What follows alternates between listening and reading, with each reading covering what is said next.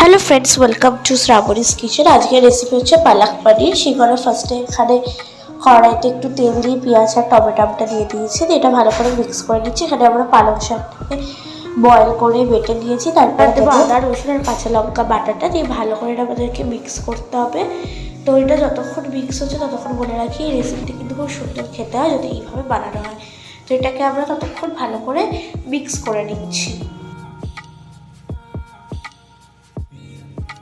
এবার এখানে আমরা দিয়ে দিচ্ছি হচ্ছে হলুদ গুঁড়ো 1 চামচ মতো হলুদ গুঁড়ো, তারপরে দিয়ে দেবো হচ্ছে লঙ্কা গুঁড়ো ঝাল অনুযায়ী, তারপরে কাশ্মীরি লঙ্কা গুঁড়ো, এটা অপশনাল কালারের জন্য। আর দেবো জিরে গুঁড়ো।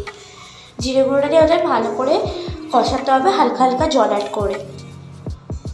এবার এখানে যেটা আমরা অ্যাড করবো সেটা হচ্ছে পালং শাকের বাটা পেস্ট করে হাফ বয়েল করে আর কাঁচা লঙ্কা দিয়ে ভালো করে এটা আমাদেরকে মিক্স করতে হবে। এর সাথে আমরা একটু এখানে ধনে গুঁড়ো অ্যাড করেছি, সেটা ক্লিপ নেওয়া হয়নি, দিয়ে ভালো করে এটা মিক্স করতে হবে। দেখুন কত সাইড দিয়ে তেল বেরাচ্ছে। এবার আমরা এটাতে একটু জল অ্যাড করে দিয়ে ভালো করে কষিয়ে নেব।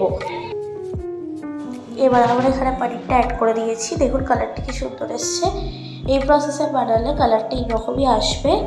আর যে ইনগ্রিডিয়েন্টসগুলো দিয়েছি সেই ইনগ্রিডিয়েন্টসগুলোই নিতে হবে। দিয়ে আমরা এখানে একটা সিক্রেট জিনিস অ্যাড করছি, সেটা হচ্ছে শাহি গরম মশলা।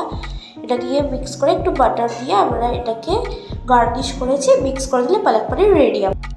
ভিডিওটা ভালো লাগলে লাইক অ্যান্ড সাবস্ক্রাইব করে দেবেন। টাটা।